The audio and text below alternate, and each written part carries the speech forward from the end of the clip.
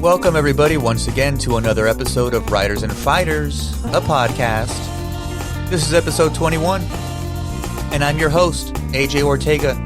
Each and every week on this podcast, I interview a writer of some kind, or I interview a fighter of some kind. And today, on episode 21, I interview a fighter. I interview Lemus 2, the menace from East LA, a pro wrestler, a luchador, wrestling out of San Antonio, Texas. I met him on a gig as a referee in Laredo, and I just liked his attitude and how he incorporated the raza identity into his character. And so we talk about how he started training, the connection his family has to the wrestling business, and some stories and memories from his extensive experience wrestling in the US and Mexico. But first I want to recap some of the UFC 262 card. I just want to recap the last two fights. So in the co-main event between Tony Ferguson and Beneil Dariush, that was a good match, but it was a sad eye-opener in terms of Ferguson still being at the top of that division. And he just isn't. Sadly, he's on a 3-fight losing streak, and this fight saw him take a heel hook, an inverted heel hook, I believe, that certainly shredded his knee and ankle. I believe it was round 2. And Dariush ends up winning a decision. But to me, the big takeaway here is that we probably weren't missing much as fans on that Tony Ferguson versus Khabib Nurmagomedov super fight or dream matchup. I think Khabib would have handled Tony easily at any stage in his career. And Dariush is great. He's not Khabib great, but Dariush is a stud, and he beat Tony handily. So I think Khabib would handle Tony very easily. And so that kind of dream matchup or super fight is ancient history and not going to be the kind of thing to lure Khabib back into the UFC. That's just not going to be one of those things. The main event was real impressive. Michael Chandler versus Charles Oliveira had a great first round. And at one point, Oliveira takes Chandler's back while they're on their feet. And so he has him kind of like in this body lock and he's trying to get a rear naked choke, but they're both standing. So Chandler's wearing Oliveira like a backpack. And so Chandler can't get him off. So his solution is to jump backwards, taking both of them down and him landing on Oliveira. And Oliveira just cinched in the body lock more and was still looking for that neck. And Oliveira's squeezing, trying to get that rear naked choke. And we think Chandler's done for, and it's just a matter of time until he can't fight off his hands and he gets choked out. But impressively, he escapes and puts on a real good show with his striking in this first round. At a few points, I think it could have been stopped, actually. Oliveira is taking some damage and barely, defending himself intelligently, and Chandler's doing all the right things, but just shy of getting the fight stopped, and Oliveira escapes this round. In round 2, though, Oliveira clips Chandler and follows up and lands with a right hand that forces the referee to stop the fight. He lands a few follow-up shots, but Chandler's already out. And it's pretty heartbreaking because Chandler was really close to getting that fight stopped in the previous round, but Oliveira escaped that. This was a little bit more decisive in terms of how out is he, or how heavy was that punch and how much damage did he take. He was out. And so it was a good stoppage, a sad one, but a good one nonetheless. And so that was for that vacant lightweight title. And so Oliveira is the lightweight champion in the UFC. Pretty good event, pretty good last two fights, even if the Tony Ferguson one just, was a little bit sad to see and hard to know where Tony Ferguson goes from here after losing 3 in a row. All right, so coming up now is the interview with Lemus 2, pro wrestler, luchador, the menace from East LA. I enjoyed talking to him, so I hope you enjoy listening. All right, and I got my buddy, Lemus 2. What up? Calling from San Antonio. So I know you a little bit. We're acquainted. We did a gig together in Laredo once, but you tell the audience who you are. Well, I am Lemus 2, the menace from East LA since 1986. When you say the menace from East LA, you're a San Antonio cat now, though, right?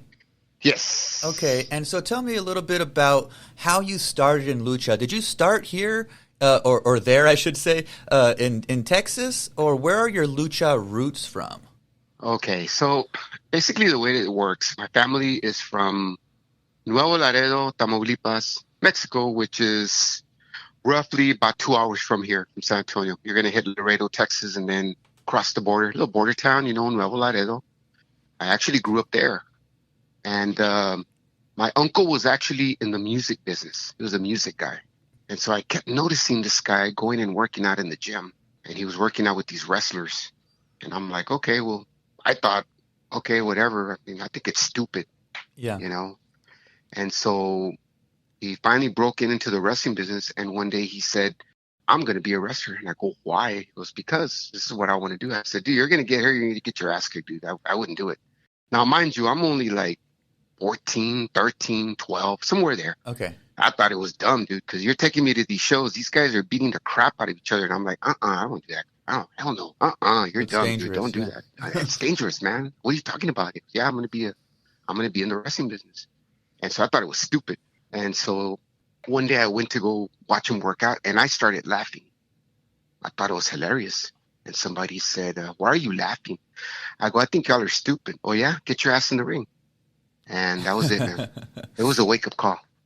And the stretchings began, and these guys were basically telling me, tomorrow we're going to come work out, and you're going to be here, because if you don't show up, I'm going to go looking for you, and I know where you live at. And there you go, man. I mean, that's what started it. Briefly, the trips with my uncle, carrying the bags, these guys are larger than life. I'm Sure. looking at them. Collared shirts, well dressed. This is a job. You're coming to work. You dress right. Right. I'm like, okay. I was earning my bones on the yard, and I'm still going to high school. I realized that I had a godfather who was also a wrestler. He was in the wrestling business. This guy, believe it or not, man, he worked lutas for the NWA title back in the day. Oh, wow. Back in the Very cool. 60s, 50s, 60s. Now he's a promoter. He does his shows here on the south side of San Antonio, flea Great. market, And one day I showed up to say hello and started working out with those guys. And this is where I met old schoolers, Arandu and Orozcopo. And they pretty much laced it up in stretchings and come on and let's do this and let's do that. And bits and pieces, man. Nuevo Laredo was good for me. Those guys were awesome. The problem is, as a form of respect, now I have to ask my uncle, can I wrestle? Right. And you know how families are. My father and my uncle did not get along with each other. Sure. And he said, hey, well, you need to ask your father, dude, because I don't want him to think that I'm getting you into this. Don't even quit showing up to the arena. Quit showing up. Don't be going anymore and working out. I'm already in high school. I'm already a senior, bro. And I wouldn't listen. I'd just walk to the arena 5 miles. I'd walk it, man. Yeah. They're like, dude, your nephew's here, man. What? He goes, yeah, stretch him. No. He's learning. Story short, I asked my uncle. He said, yeah, no problem. You can wear my mask.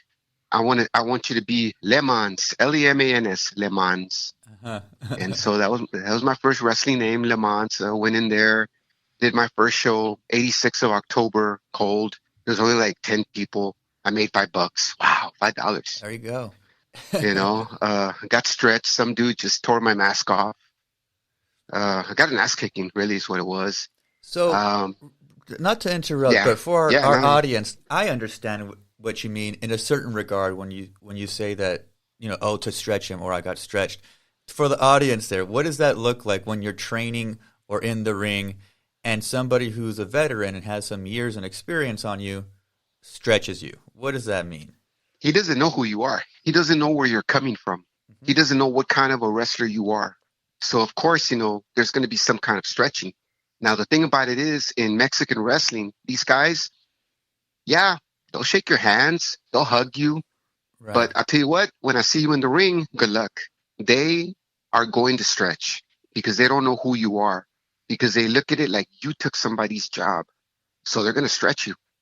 And if you don't defend yourself and don't come back, You just got punked out. What kind of holes they put you in for that? I'm talking about, headlocks where your bone is touching your temple and they're just grinding you. Sure. All kinds of stuff. The wrist lock, that's a working wrist lock, but You they can can make it actually, hurt. yeah, and they can tweak it to where you could like dislocate yourself if you don't watch yourself. For sure. But you have to know how to defend yourself as well. See, a lot of people don't tell you this, and hey, I divulge. I don't. It's not a big deal. I will explain it to you. You and I can be working in the ring, and we can be trying out new things. You're training, you're working out. It could be one of those things where we're working out, whatever. Now, you'll know the first couple of minutes if a guy really wants to hurt you or stretch you by the feel. Right. You know what I'm saying? You go in there, you lock up with a guy, and if he's really yanking on you, this guy's out to take liberties on you. As Sure. the Canadians would say, the Brits, he wants to take liberties on you. So you need to defend yourself. Now, if you go in there and the guy locks up with you, and it's real lightly, okay, this guy's cool. Like, we're going to go to work. You know, the only thing that I tell people when we're working is, hey, look, if you're going to go for the chops, boy, you better chop me, man. You better bring your A game, because if you don't, I'm going to chop you. Right. Right. Because I feel like, hey, you know what? You just paid you just paid a ticket, man. And you want to see wrestling, man. You want to see that brute. You want to see that action. Let's go, man. You're a wrestler. Bring it. I don't want to hear this. Oh, you're hurting me. You know what, dude? I don't want to work with you then. I don't need to work with you. Right. Right. Because that's what wrestling is. Right, you got to make it look again that impact and the sound, and we're up Of close and course, personal, hit and me, man. so the Hit me. chops are the most Exactly. the I loudest want thing you you to can hit do. me. Yeah. Exactly. I want you to hit me. Okay. This leg slapping. Why are you slapping a leg? Don't do that. Well, that was It's phony. one of the big Yeah. revelations for me as a referee. It's like This year. I know this will work. I get it, but seeing up close, I was like, how did they make that punch look so good? Oh, because he kind of nailed him. Shit, like Yeah. he really threw that forearm into his face. No. That's why it looks I mean, real, because he's nailing him with it, and let, that was let to me see it throw a up close was disclaimer interesting. here. Yeah. Yeah, let me throw a disclaimer. I don't want people to think, oh, well, this guy's a shooter. I'm not a shooter. I'm a working man. I love to go to work. Mm-hmm. I mean, I'm the most easiest wrestler that there is. I'm very easy. I like to work the crowd. I do my job. I will make a broomstick look like $1,000,000, but hey, come on.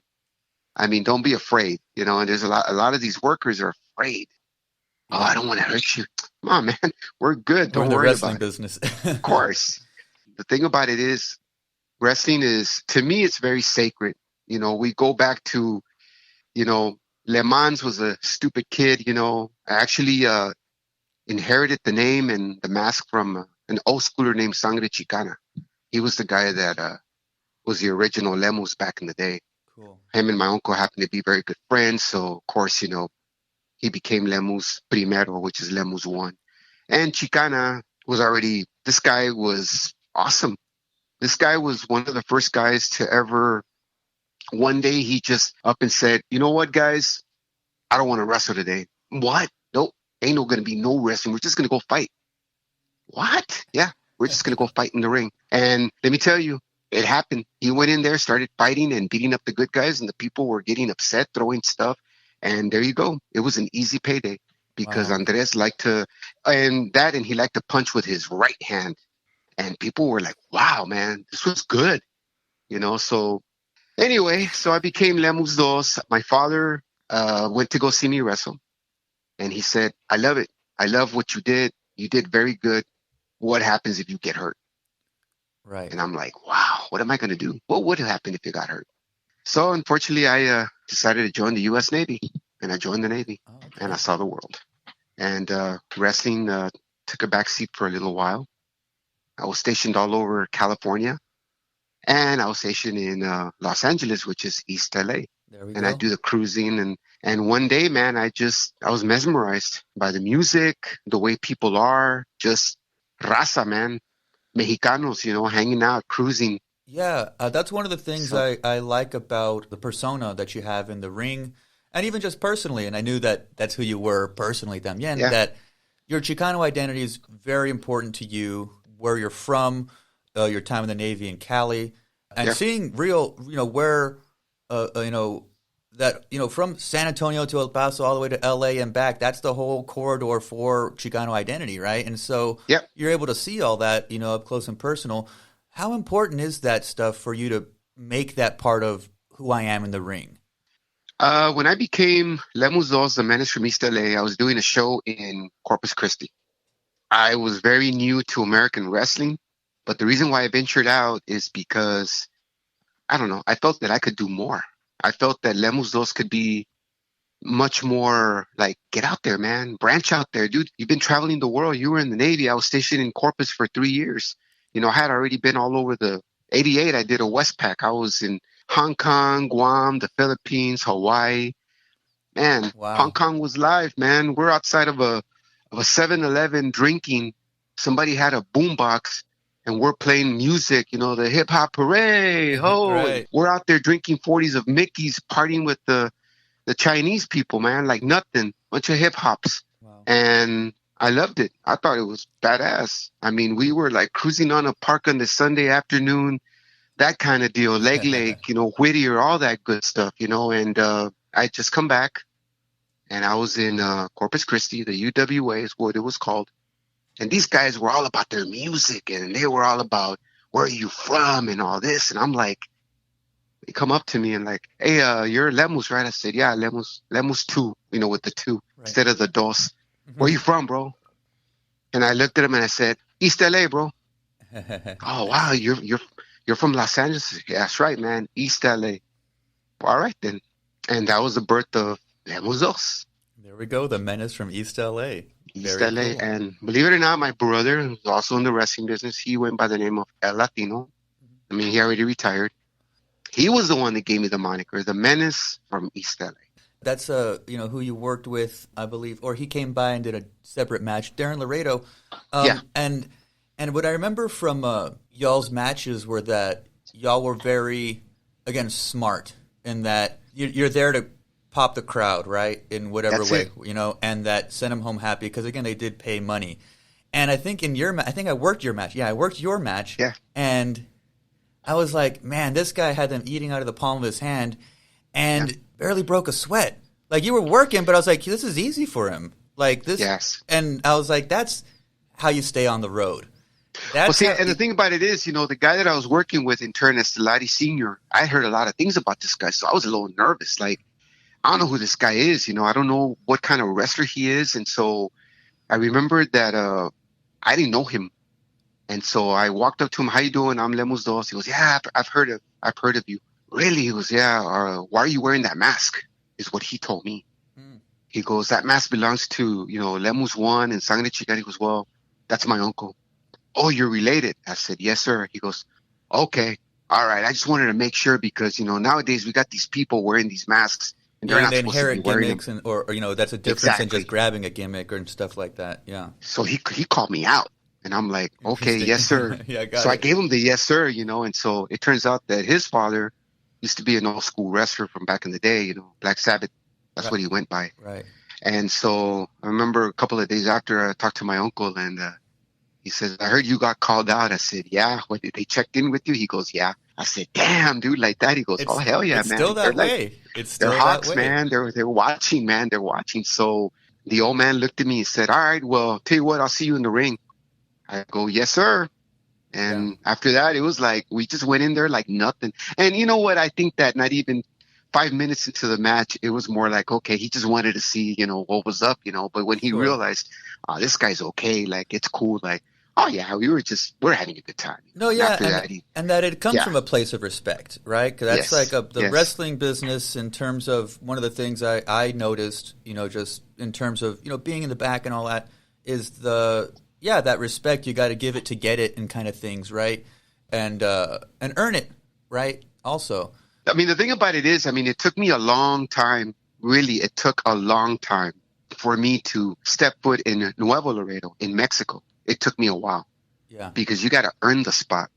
And so when I went there, my brother and I went there one time and they liked it. We were going in as heels. And the people in Nuevo Laredo are very callous. If they don't like you, they will boot you out the ring. Sure. Well, apparently I had to earn it. And so let me tell you, a lot of trips on the Greyhound, and the next day I got to go to work. The shoot job is not exactly forgiving, given where I work at. It's not a very forgiving job, but the next day, man, there I am, tired as hell. Like, damn, hey, how'd it go last night? Oh, dude, I didn't get in till like 4 o'clock this morning on the Greyhound after I get my butt beat up, in Mexico. And it's like, but the reason why I kept going was because, again, I wanted to learn. I wanted to talk to people. At the time, Eric Bischoff was not too liked in WCW, and he had the luchadors working for him. And so who's part of the circuit? Some of the luchadors. You're talking about El Dandy, Lismark, Pantera, the Villanos. All those guys were in the dressing room, and here I am talking to these guys and hanging out with them. And I'm just like soaking it in. I'm learning. I'm trying to learn. And I remember that I had done a couple of shows there, and they were critiquing and don't do this and don't do that. And earlier I had mentioned Arandu and Orozcopo were my guys that trained me. Well, Arandu was your journeyman, Dusty Wolf kind of guy, Okay. He's everywhere, all over the place, could go anywhere. And, he's kind of like the Barry Horowitz of wrestling, very, very like unsung. Swiss Army knife. Yeah. Exactly. So on one of those, Arandu walks in, and they're like, "Hey, Arandu, how you doing?" And he looks at me and he says, "You little piece of shit, what are you doing in here?" He says, "Well, I'm on the card today." And they're like, "You know him?" I said, "Yeah, man, I'm the one that trained him. Nice. He's with me." And everybody's like, after that, guess what? Hey, thank you, man. I appreciate that. But because of you, these guys are like, Arandu made me, But one time I was being a mark and I asked El Dandy, "Hey, can I ask you a dumb question?" He goes, "Yeah, man. What was it like working with David Flair and Ric Flair?" He goes, "Man, I love those guys, dude. They're good to me." Very cool. They were good to me, dude. I mean, if anything, let me tell you, man, if you look up El Dandy, this guy is an encyclopedia of wrestling. And this is why he hung out a lot with the Flairs, because he had something to do with David Flair learning how to, learning the game. Oh, wow. Oh, yeah, dude. I had a lot of good moments in Mexico all the way into Monterrey. That was fun. I don't care about the money. I was already making my money. At all this, we talk about the Navy, and I did 10 years in California. Did a little thing for All Pro Wrestling. I was wrestling over there. At the time, a young guy named Chris Jericho was just coming out. There we go. So met him very briefly, but he was just some kid that he's a Canadian guy. He's just, wrestling or whatever. Did some time there in San Francisco. And then at the 10-year mark, came home to San Antonio and became a reservist in the Navy. Okay. Then I joined the sheriff's office, which is where I currently work at now. I'm a deputy sheriff. There you go. So as far as my county family, people ask me, "Man, you're so good on the microphone." Well, what do you think I deal with all day is inmates. So, of course, got to shoot that promo, man, and you can't mess it up, because if you mess it up, man, they're not going to believe you. You got a one-shot deal. Listen up. And they're like, okay. There we go. You got to suck them into your little world, man. You got to work your magic. And they like, "Wow, yes, sir. No, sir. Don't call me sir. I work for a living." And it's like, hey, got to walk in there, command the crowd. I like that both your wrestling journey and then also, again, like the shoot gig that, in the Navy and stuff took you places. Like both of them were things that were able to take you places and see things and meet people, which is, part of, something that we carry with us throughout our lives and stuff. I think that's awesome. I want to go back a little bit to, you mentioned, so your uncle's in the wrestling business and stuff. Who else is in your a lot of these people in the wrestling world, because it's so weird, the families kind of, gravitate to that world, right? And so is that the case for y'all? Yes. A little bit about Lemus 1. Lemus 1 was your typical journey guy. He's your journeyman. Did he make it to the big time? No, he didn't. But every time, because he had a very good job, Yeah. But every time that the stars came to Nuevo Laredo, he was the one wrestling. I think there's a program on my Instagram where it's him and Chicana and another guy, or Grand Marcus, against Mil Máscaras, and I forget the other two guys. Jeez. And I'm like, "Damn, dude, you worked Mil Máscaras?" He goes, "Oh, yeah, dude. I think I worked him like 2 or 3 times." Wow. And there's programs of him working the Villanos, El Espectro, all those lucha libre guys. I mean, he knew everybody. Everybody knew who he was, and he knew everybody, and that was because of Chicana. Right. My brother, El Latino, was also a wrestler for a couple of years, but he retired a couple of years ago. Okay. So he's not working anymore. And he wrestled some pretty good guys out there. He did some time, and went to a lot of places. He was here and there. But so he was your typical good guy. Yeah. And of course, I'm the bad guy. And for a while there was a feud going on between him and I. And people were going. They were attending these shows in Laredo, Texas. It was a big deal. Nice. It became a very big deal. And because of that angle between him and I, there's a video out there. My mom passed away recently, but she got into the ring, and tending to her son. And I'm like, I hate both of y'all, and people were like, oh man, how could you do that, man? You're talking about your mother. Yeah, I hate my mother and my drunk father. And it became very drama like that, Jesus, and that's great. No, it was pretty bad. It was pretty bad. Did you find it, was it like fun, to get in the ring on that level with your brother and whatnot, like versus other people that you may or may not have natural chemistry with? I had a lot of chemistry with my brother because my brother was the good guy and I was the bad guy. And there were times that there was here's an instance. There was a show one time that we did for a school, and they didn't have a ring. The guy with the ring did not show up. Like, what are we gonna do, man? The guy with the ring does not show up, and they're looking at me like, what are we gonna do, Lemus? Come on, man. Look at the bright picture, man. You got about 400 people, man. They all paid a ticket. We are here to entertain them. Why do we need a ring? Why do we need ropes? Who said we had to? Break out the mats. For real? I said, yeah. Yeah. We'll rip it up. And let me tell you, we were going to have a special guest referee. Maury Vasquez was Channel 12. He was an announcer or a sportscaster. Yeah, he was a sportscaster. Oh, Maury cool, Vasquez, cool, right? Cool. But Maury Vasquez was anti-wrestling. He believed that wrestling was all fake. Sure. And he believed that it was phony. So one day, he on that day, he was going to be the special guest referee. And he looked at me and my brother. He said, I'm going to be the special guest referee. And of course, I think of Mr. Estelaris. And what's your point? Mm-hmm. That's it. All you're going to do is count the 1, 2, 3. That's it. That's all you got to do. And so then he looks at me and my brother. So what's the plan, guys? What are we going to do? Like I said, you're going to count the 1, 2, 3. And as for you, you're a piece of shit, dude. And I hate you. And I don't like you. And I'll see you in the ring. And all the wrestlers were like, damn. So we got into the ring and we started chopping the shit out of each other. The clotheslines were, not the chest, the neck, and this guy's like, oh my God, he could not believe that, we were going at it. And this is stuff that, that we were doing, that we had already been doing. But hey, the people were enjoying it. They were liking it. I mean, they were content.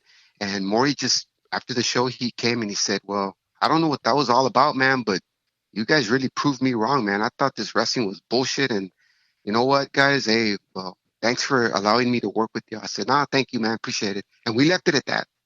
I didn't, because I knew that he was very anti-wrestling like that. Oh, sure. Yeah. We had a lot of chemistry together, and this led me. I've wrestled pretty cool guys. Chavo Guerrero, Psicodélico, I forgot his name. Now he's in WWE, but before he did the Jersey Shore gimmick, Robbie E. in Impact. Okay. But I got to work the Honky Tonk Man. Oh yeah. And that to me was wow. That was awesome. He's big time, longest reigning Intercontinental Champion. Yeah. You know what? I can honestly say that now I have worked the WWE Hall of Famer. Oh yeah. So legitimately, 100%. Yeah. If I leave today and I'm done, and they say, what has been your biggest accomplishment? My biggest accomplishment was I excited the fans. I got them riled up. I made a lot of friends, but I got to work a WWE Hall of Famer. No, that's cool. That's very cool. Where did you work there in San Antonio? I worked him in Laredo, Texas. Oh, nice. It was a company called SCW. But they went under a long time ago. As a matter of fact, the owner, Don Holding, he's a hybrid guy. He wanted to start being he wanted to learn how to be a wrestler, and gave me the chance. He gave me the opportunity, and he said, "You know what, Lemus, I like you. the people hate you, man, but I love it. You know, I mean, we had a good cast of people. Matter of fact, my boy Chris Marvel was there, ACH, Dick Dallas, bunch of guys. I Yeah. mean, good guys. I mean, good cast, man. I mean, those guys were. Claxton was there. Lambert, I don't think he's around anymore. Bunch of guys. Dusty was there once in a while. Ken Johnson, you know, led Yeah. me to a cage match that I've never done before. That was pretty interesting. How did You that know, cage match go? oh my God. My brother and I were beating the crap out of each other, and our claim to fame was we both of us got all the way to the top of the cage, and we gave each other a Russian leg sweep. Yeah. And all you heard was holy shit, holy shit. I was like, there you go, man. Yeah, they pop. So That's a good pop to get too. yes, that was good, you know. But it's since 1986, I would say 30 some odd years, it's been good. But my job now is to prove people wrong. I'm gonna pretty soon I'll be 54 years old, and I want to prove everybody wrong. I don't want them to say, ah man, he's getting old, you know, he can't hang. So I'm really, really hitting the weights. I'm hitting the gym, the running, the working out. There you I'm go. trying to go in there now and really, really like, I want people to look at me and say, man, this guy can move. You Hell yeah. know, I would never let anybody down. I'm a team player. I'm there to, it's not about me. It's about the show and fans. That's what it's about, really. If Yeah. you want me to go in there and just, hey, I want you to make this guy that nobody knows who he is. I want you to, he's got one day of training, but hey, he invited his entire family and we're all going to get paid. Make him look good. Go right ahead, kid. Let's go. Let's go. Oh I'm going yeah. to make you look like $1,000,000. Again, one of the reasons I reached out to you was because, again, that one gig we did, I just noticed when you came in, and again, our dressing room was in an alley by a dumpster and stuff, but Yes, we were VIP next to the dumpster. VIP next to that dumpster. That shit made me laugh. But that you came in real positive, like fun, Yeah. like we're hanging out, you know, and having a good time. And there's a whole bunch of people sitting there in seats that want to see this and that, and just Yeah. that attitude, I could feel it, you know, and I like that. Even after the match, I don't even know if you remember this, but you were fine after the match, and you were like, "Hey, carry me back to the back, and let's pretend like I'm injured, so the boys in the back think I hurt my knee or something." Oh yeah, remember? I was in pain. Oh my God. And we walk and we go, and you're like, "Oh, ow, ow," and they're like, "Oh, are you okay?" And you're like, just kidding, whatever. And you fucking start cracking up laughing, and I was like, "Oh, that's cool. Just we already finished the thing, and you still want to get another positive moment out of it for us." And I thought that was just a goof, and it was fun, and it was, you know. I think my most favorite goof is I do this once in a while to break the ice. I did a show I think it was in Alice, Texas. I don't know none of these guys. And it's on YouTube. You can go look at it. It's on YouTube. And so I don't think the microphone was working or anything. And I said, if y'all don't shut up, I'm going to leave right now. And I took off and I went back into the dressing room, waited about 3 seconds. And they're looking at me like, what the hell? Hey, guys, you're doing all right? If anybody's thirsty, there's some beer right there in my ice chest. I'll be back. And I go back out there. And they're like, what the hell? And yeah, I walked in and one dude had a beer already. Oh, you already started without me. All right, didn't pop a beer here real quick. And everybody's like, hey, man, thank you. I said, nah, don't worry about it. It's not a big deal. The thing about it is you got to understand, right? In life, be grateful that you work and you have a job. Be grateful that God gave you another day. We are storytellers. We go out there and we tell people a story. Okay? I don't know who you are, but you know what? I'm going to meet you today. How you doing? I mean, oh my God. All right, here's another one. I did a show one time, right? And the main event did not show up, the guy that I was going to work with. But I was booked at a baseball field and there was 40 people. And these people will, you know, they booked me and they said, well, why are you bringing me? Oh, you're Lemus and you're like this. I go, dude, I'm nobody, dude. I'm just one of the boys. But you know what? Yeah, we'll give you all this money. I said, dude, just don't worry about it. Just, you know, just make it. Don't kill yourself trying to give me all this money. And for what? I mean, you got like 30, 40 people. Don't worry about it. We'll figure it out when the match finishes, you know. So The main event did not show up. My opponent did not show up because he wanted to get paid. And I'm like, dude, really? Like, oh, you're like, oh, they're not guaranteeing me money, so I'm not going to show, kind of thing. So he was a no-show. So here I am like a dumbass. Who am I going to work with?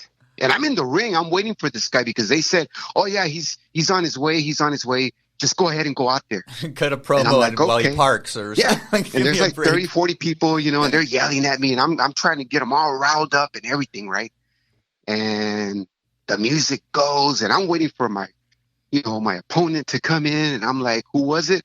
The guy that wrestled the first match. Wow. Some dude wearing tennis shoes, gears all jacked up. And I'm like, wow. And I'm looking at him, you know, like we're going to square up. And I'm arguing with the ref, you know, and go check him first, you know. Yeah. And let me know what happened. And he's going over there, you know, checking the guy. And the guy's telling him, he told me to tell you that the other guy didn't show up because he wasn't going to make his money. And I'm like, oh, see, okay. So I go and I wail in on this guy and I'm beating his ass, you know.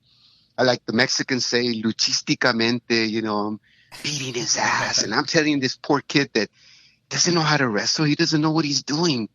Okay. And the whole time I'm beating this dude up. I go, can you do a clothesline? He goes, yeah. Can you do a kick? Yeah. And I'm beating him. And the people are like, they're believing that I'm beating the crap out of this dude. Great. And the people are like, they're buying it. And I'm telling them to shut up, you know. And I'm working the crowd, you know, and this guy is in the corner. And I tell him, when I turn around, give me a clothesline, you know. And here I am. And then I turn around and bam, there's your clothesline. Nice. And the people are like, yeah, get him.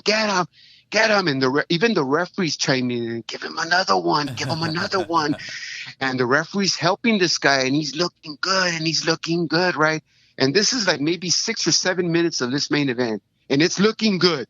Right about now, it's looking like $1 million, bro.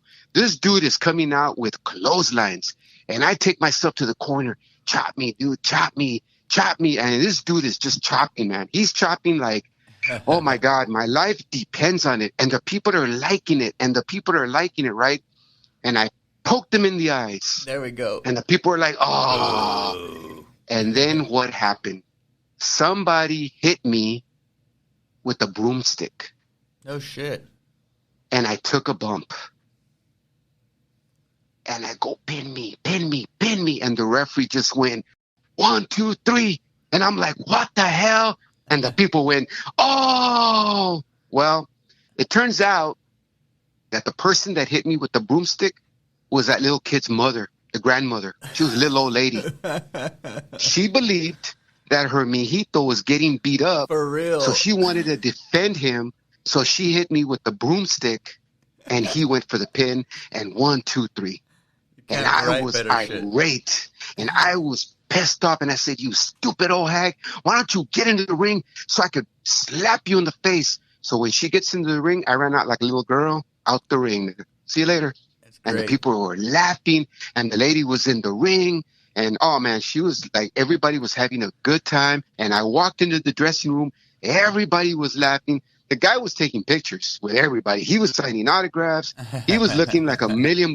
And he walks in and he says, hey, man, I'm sorry. What are you sorry for? Dude, that was priceless, man. Are you for real? I said, dude, that was priceless. Dude, what are you worried about? We had him right here, man. We entertained him. You're the good guy. I'm not coming back here next week. You are. So there you go, man. You got it made. Yeah. Your grandma helped you out, bro. It was perfect. And besides, man, your grandma hits real good too, man. So yeah, there was a big old welt in the back of my back. You know, my wife's like, what the hell? I said, oh yeah, it was good. I'll never forget that. Some old lady clobbered me with a broomstick. That's awesome. Yeah. That's so great. You know, and I got $8 and a hot dog. $8 and a hot dog. Hey, and the main eventer never didn't show up. Like, all right, dude, well, that's you, but that's not me. I'm not like that. No, yeah, again, that, wrestling is very, very punk rock, very do-it-yourself, very DIY, right? That, okay, we have to fly by the seat of our pants sometimes, and these things happen. And that scenario, you couldn't write something better, you know? It was just so fundamentally good. You were just so fundamentally the bad guy, and I cannot. It's pretty bad that one time they made me a good guy, but I was telling the bad guy what to do, and I was getting frustrated because Oh I was trying to wow. get my ass kicked. Yes, I was trying to get my ass kicked. I was trying to get body slammed. I wanted to get clotheslined. I wanted to poke in the everything that I do. I wanted them to do to me, but it just they weren't getting it, and I was getting like, you know what? Nah, man, I'm sorry, dude. I'm not. And that's when I decided that's another thing in life. You want something, you go get it. All right. Oh, Yeah. here's a Lone Star, but we don't have any Lone Star light. Well, I don't want that. I want a Lone Star light. What do you not understand? This is what I want. What do you want? I want to do this. I want to do that. Then go out there and get it. Yeah. Okay. People don't make decisions for you. You make the decision. You go out there and get it. Get to get. That's the way that it should be. Life is like that. Go out there, man. Conquer. Make the best of it. We are storytellers. We go out there. We tell people a story. Less is more. There you go. That's it. There you go. You know, Fundamentals. Yeah. That's what it is. I wanted to better myself. I don't just want to be Lemus Dos. That's it. That's all. What are you? I mean, tell me, what are you about? Yeah. There was one time I did a show and was an Arab gimmick that I don't agree with because I did a lot of time, overseas in the Middle East and everything. And, but this guy wanted to capitalize on the gimmick and it didn't look good. It looked stupid. Right. And I had to go out there and work this gimmick, And so I remember the day of the show, I walked out there and people were like, wow, this guy looks good, and then this gimmick came out and people were laughing at him. And I was embarrassed. Like, wow, dude. Yeah. And sometimes you have to put yourself in compromising positions and you try to make the best of it. And what can you do? And it's when I realized, hey, man, people if you believe in yourself, then people will believe in you. If you go out there with a promo, yeah, I'm going to get you in the ring, blah, blah, blah. Wow. Well, that was good. I mean, where's the emotion?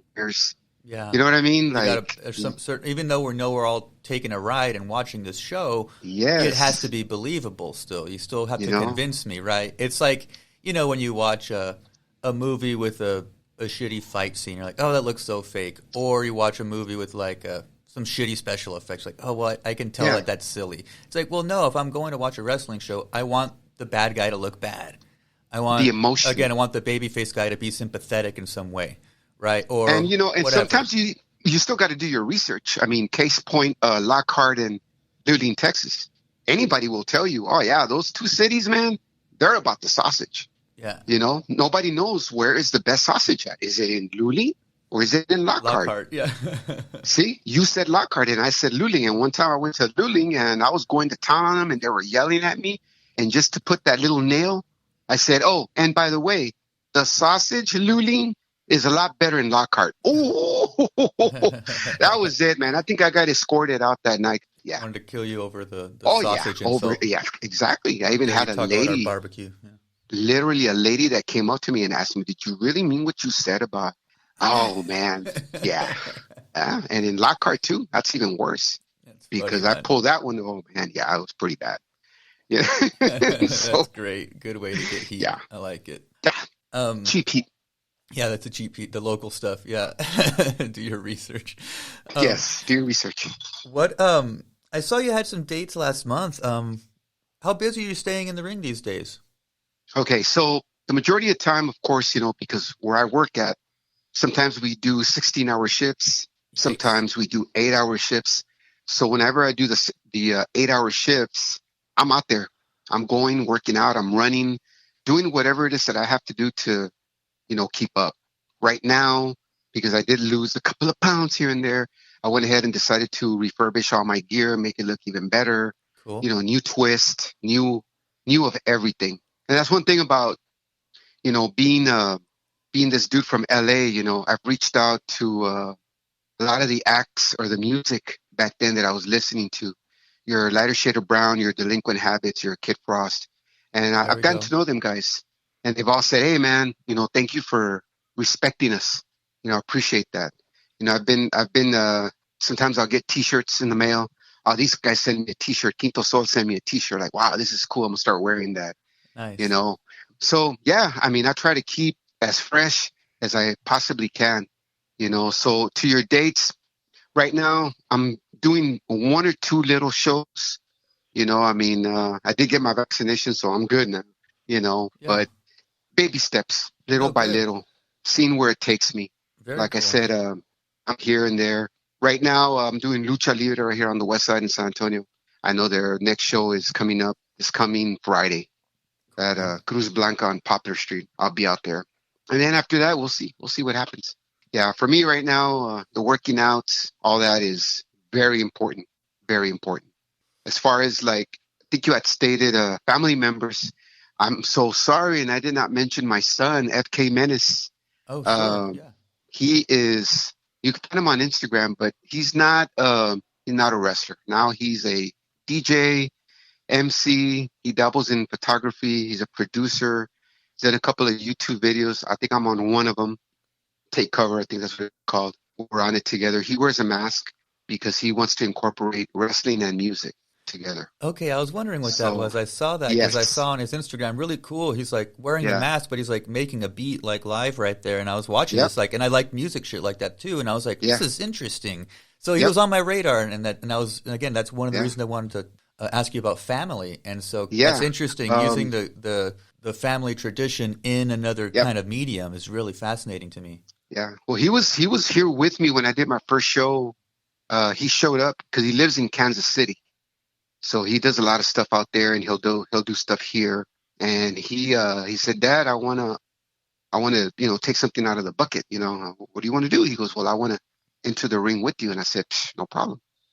So he came out with me and everything. I think he has it on his Instagram. There's the videos out there with the match or whatever. Yeah, he's got some pretty interesting stuff. I mean, there's a YouTube called History of the Mask, and Oh, he okay. explains and there's footage of myself and my brother. There's footage of himself, how he equates wrestling and music. You know, I love it's it. it's pretty interesting. I don't know if you recall a old school guy, Juan Reynosa. Used to be a wrestler back in the '80s. He's also a cousin Oh, of wow. mine. No, I don't know that one. No, cool. Yeah, a long time ago. No, that's Yeah, cool. yeah. Very cool, man. So And so you mentioned that your kid does this music stuff, yes, and I ask you, since this is the Writers and Fighters podcast, you're a fighter, obviously, but do you do any reading or writing of any kind, or any other creative stuff outside of the fight world? I dabble in. I guess when I was in high school, I took general drafting. Yeah, So I like to draw things, shapes and lines and all kinds of stuff. I mean, my writing is very. I wish that I could show you my ledger. yeah. Sometimes I like to write things, just sayings. You know, things like you're the person that you are. Go out there, seize the day, be lucky you have a job. Things like that. I write No, it down. and I see a lot of You that on know, your Instagram. yeah, I do see that your voice there. yeah. I'm very philosophical like that. I don't want wrestlers to make the mistakes that I did when I was young. Would really upset me, and I don't want to put it out there, but I will. I'll put it out there. Mhm. Really never did like Rudy Boy would get upset at me because he Yeah, would tell me, "Why you tell these kids that?" I go, "Because they need to fall back on something in case they get hurt." yeah, Why is it bad for me to take pictures? He would always calling me a mark. You know what? I take pictures because I love to take pictures. Because when I'm 60, 70 years old, I want to look at these pictures. And I want to say, you know what? Wow. I took a picture with Taya Valkyrie yeah, and we were at Wrestle Circus and I walked up to her and I was nervous as hell. And I yeah. just walked up to her and I said, "How are you doing?" She goes, "I'm doing great. How are you doing today?" I said, "Well, it's taken me about maybe an hour and a half, 2 hours to just come up to you and say hello." "Really?" I said, "Yeah." And I was wondering, because I'm a big mark from hell, even though I've been doing this since 1986, I Right. wanted to take a picture with you. "Yes, Of let's course. take a picture." Yeah. So I took a picture with her, took a picture with Candice LeRae, took a picture with King Kutaro. I took a picture with a bunch of people. And you know what? I have a collection of pictures. Chavo Guerrero passed away. I took a picture with him. I took a picture with everybody. Yeah. Yes, I am a big mark. But you know Yeah. what? When I'm 60 years old, I'm going to look at these pictures and I'm going to say, you know what? I had a good time. No, their memories are And and you'd be amazed. I have pictures with a lot of people. My boy Mike Dell, we've known each other for years and years, and yeah, he's like, very good wrestler. Yeah. "Where in the hell did you take this picture at?" I go, "Dude, it used to be ACW back in the day, not the Austin ACW, but it was ACW in San Antonio. We took a picture." "I don't remember." I go, "Yeah, it was me, you, and Showtime, Scott Summers, when he didn't have tattoos, short hair." It's on my Instagram. No, all that I stuff is mean, cool, man. It's a I've little taken history. pictures with everybody. And that's who I am. But I get badgered for it, and I hate that. So, I think that's nah, silly, man, man. I think it it because is. I love looking at your Instagram. I was like, oh, you put all these again, Thank all you. these old photos, and I love it, dude. I love Yes. that. That's wrestling. Yeah. That's like you're again. That's chronicling again the people Yeah. you've met. You know, the memories you have, the stories you're telling me. You know, Yeah. I don't think that's silly. I don't think Yeah. that's you know. Yeah. So chances are, if I met you and we hung out and I probably took a picture with you. I Yeah, mean, I yeah. was forever collecting stuff, autographs. I have an autographed picture of ACH when Oh he yeah, good cat. was Yeah. the young dragon. I forget what he was. Bubba Dumplings, plenty of times, Brent, and he just recently retired from wrestling. And I have stickers of him. I have stickers of the Smurfs. People don't remember the Smurfs. That was a long time ago. I remember the Texas Treats. I used to like watching those guys. And unfortunately, I have not wrestled Marvel yet. One of these days I will. But I did get to wrestle Don Juan one time. And I was nervous as hell. And I'm like, wow, I got to work with Don Juan. To me, that was a big deal. All these guys, I admire them. Really, I do. I think they're awesome. Well, You I know? think that's what shows, when you talk about it, and again, the photos, Yeah. even that, like it shows an admiration and a Yeah, I respect. I do. think so. I think that's cool. You know. All those guys have come up, Ruben Steele, I look at AJ, I look at all of them, and I look at them like, wow, man, I've shared the dressing room with them. And look at them now, man, looking like $1 million, man. I mean, I'm proud of them. I'm proud of all those guys, everybody. Dill Dempsey, I noticed that you interviewed him a while Oh back, yeah, good kid, and great kid. Yeah. oh, I worked with him one time, and it was a good match. All those guys, Yeah. Spartan. We did it the last time we did a show. It was in Laredo, Texas. It was I think I believe it was for the title, and it was a like 15 wrestlers in the ring. Everybody was in there. Nice. And 1 minute I'm with Red Dragon. 1 minute I'm with all these guys, that I've never worked with before, Yeah, you yeah. know. And the last two guys was me and Spartan. And I don't know where he came with this ugly menacing. It was one of these kicks, like a side kick, The super kick. there you go, to the face, and wham. And people were like, wow, 1, 2, 3, and that was it. And people were like, damn, dude, that was wicked. I said, well, there you go, man. And yeah, I No, mean, I've worked he with can him a work. couple He's of great. times. They're good people All down those there. guys. Yeah. Oh, yeah, been good. It's been good. Very Like I cool. said, it's been a great ride. To your question before, yes. Like I said, philosophy, and I like to write things down, and poetries, and just things that I've been through. And I love listening to music. That's my thing. No, yeah, I You figured you know, were a music guy. Yeah. I Your do my entrance music's always cigars. very, Yes. very good and on point. Chicano rap usually and stuff like Yeah. this. And then there's even music that people are like, what the hell is this? Dude, this is like back in the 90s, I mean, all kinds of music, other kinds of different music, People never heard of Pat Metheny, but if you go look for Pat Metheny's music, it's like, wow, it's pretty good stuff, Like if you look at my Instagram, I love cigars and my infamous Apple Crown Thursday, Yeah, I was gonna say, That's, I always look at yes. your selection there. You got a nice bar stock there. So I was gonna ask you for so what do you drink? Whiskey, you a whiskey guy then? Is it specifically Canadian whiskeys like Crown? Okay. Let's So, go. and the reason being is because back in the day, I did some time in Canada. Okay. And people in Canada are very friendly. The Canadians are awesome. And back then in the 80s, they were pushing the model, and her name was Pamela Sue Anderson. And she was a big deal. And back then, Molson was great beer, and Labatt, and of course, the Crowns. And so I guess maybe about 4 or 5 years ago, one of my buddies, hey, let me give you a shot of this. I hope you like it. It's a Crown Apple. And I'm like, wow, I like this. And Yeah. it started me to think about the times that I did in Canada. When I retired from the Navy, I have a shadow box, and it's got, my flag and all kinds of stuff. And I have a dollar bill from Canada because, like I said, I did time in Canada. So I decided to try the Canadian whiskeys. And so now I have everything from, the Crown Black, the rye, the maple, the, you Nice. know, I have all of that, but it's only on Thursdays. That's the only time I do, the Crown Apples. And so then a new line came out. It's called Ensign Red. And Ensign Red has black. I'm looking at it. It's got black. It's got apple, but they got mango. No shit. I'm like, wow, you have mango.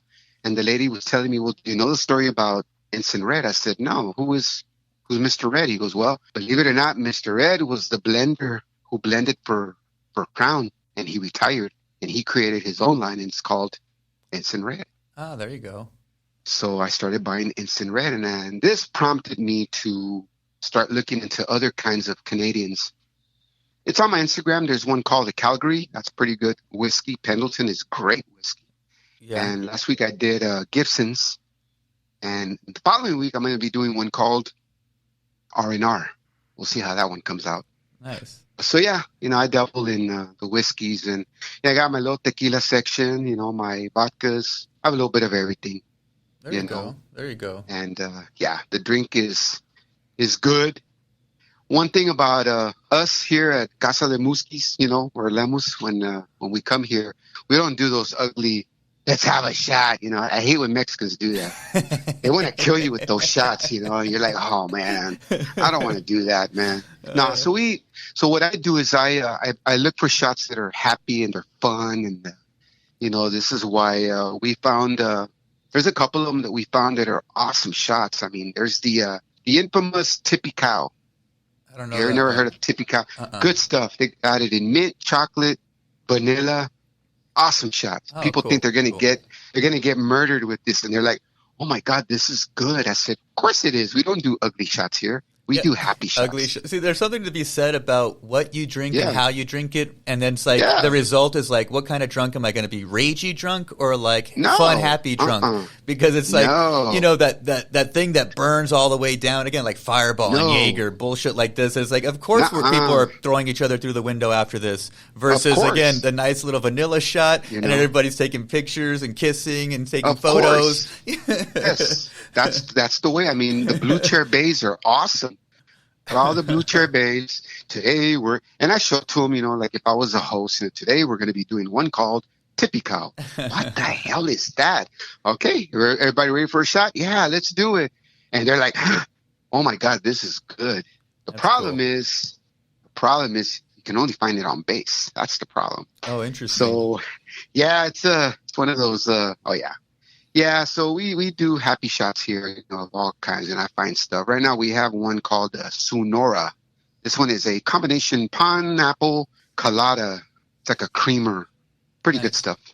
Yeah, so one of these days you're going to come to San Antonio and be like, oh my God, what do we have here? Well, you'll have to invite me. Yeah, my sister lives in San Antonio, so there you go. When I do visit Texas these days, it is San Antonio. So, of course, yes, definitely. Like there's always here at our house, there's always something going on. If I'm not grilling on Sunday, I'm sitting outside doing a cigar. If I'm not doing something's always going on.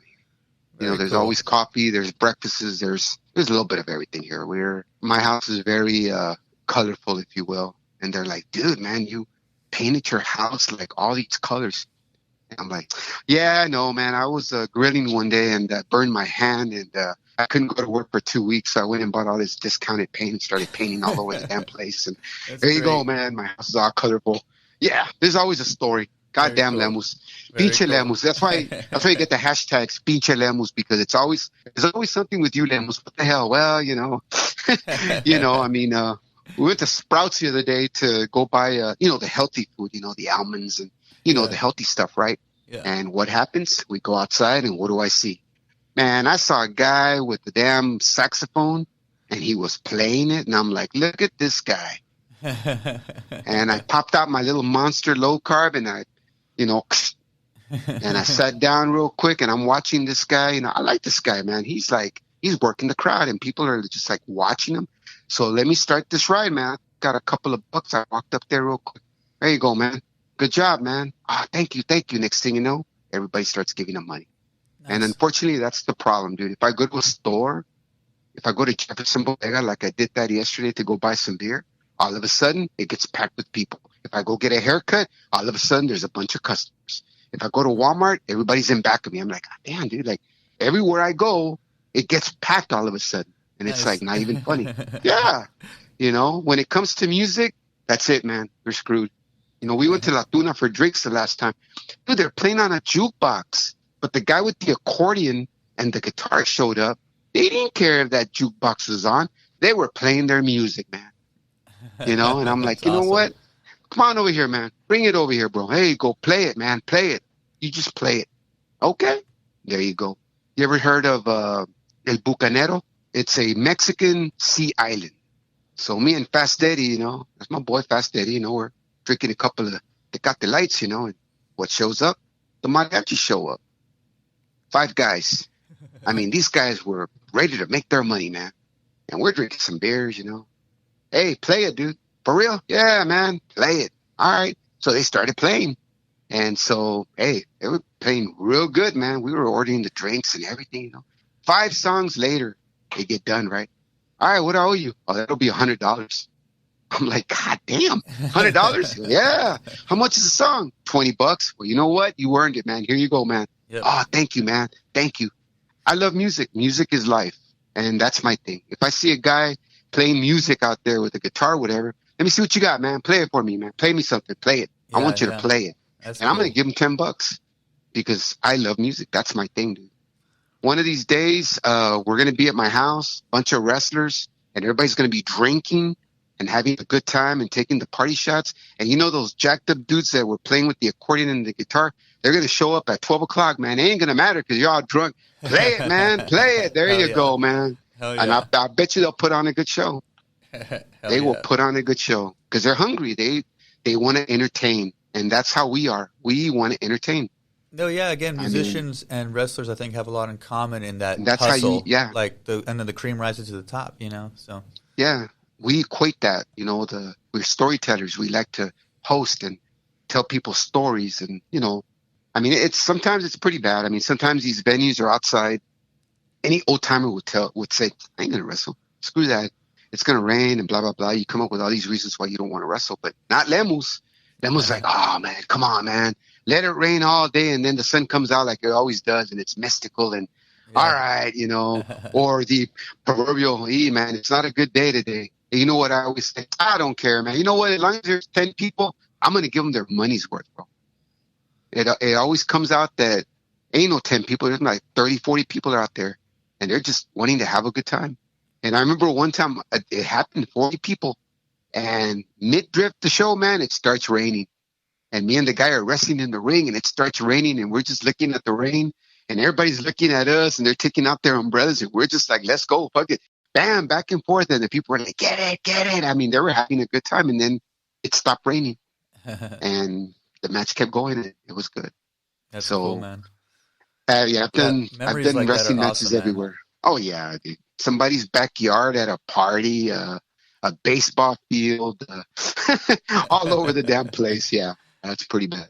No, yeah, those the strange venues that wrestling shows end up at are always a trip. Yeah. Yep. A lady had she used to have shows in the backyard of her house, and it was only a donation, but she did it for her son, who wanted to get into wrestling. Oh, I see. And he wanted to get his feet wet, and so Grandma decided to, start a little promotion. They called it the XWA. And this was my boy Santana Jr.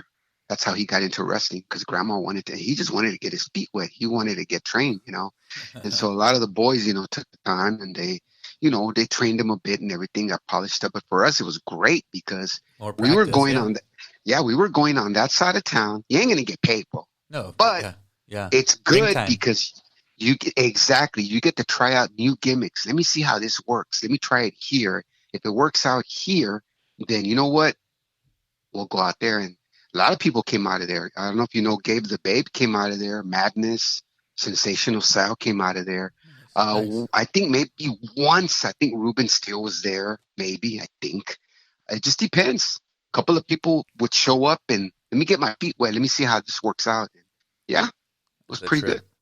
Well, So there you go, man. We talked about drinks. We talked about fine wine and dining. We talked about storytelling.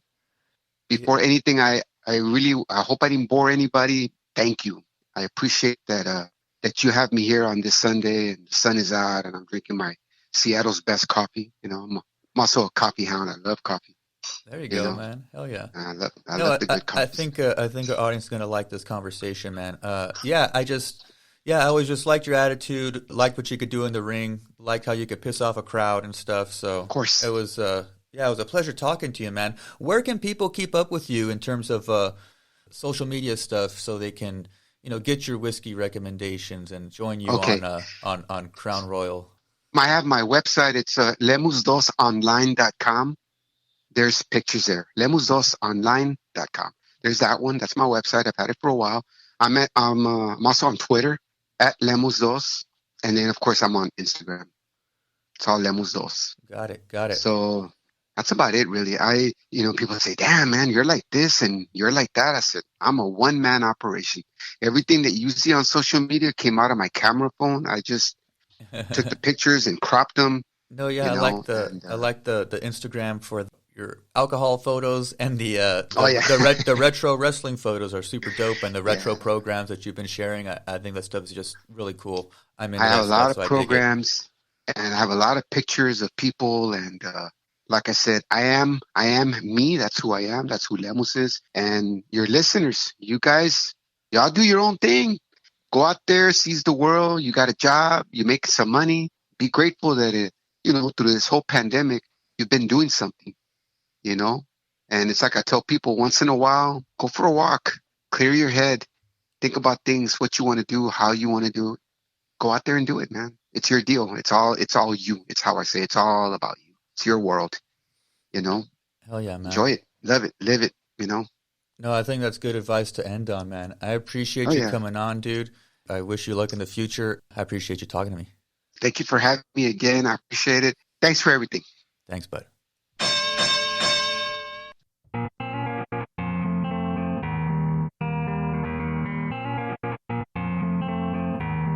All right, y'all. I hope you enjoyed that interview with Lemus2, luchador, pro wrestler from San Antonio, Texas, also known as the Menace from East LA. I like hearing him tell his stories. I like his positive attitude. That's one of the reasons I reached out to him. It was a pleasure working with him that one gig in Laredo for 5-Star Wrestling. If you want to follow him, you can find him on Instagram at Lemus_2. He's on Twitter as well at Lemus2. His website is lemus2online.com. Follow his social media. You can see the cool retro pictures. You can get the whiskey recommendations as well. All right, y'all. I want to thank everybody for supporting the podcast. I hit 1,000 total plays and climbing. I want to get my individual listenership up, though. So do me another favor and share one of your favorite episodes with somebody who may like the content. I appreciate all the support. Again, ridersandfighters.com. All the social media links are there. You guys be good, be safe, take care of each other, and I'll talk to you guys next week.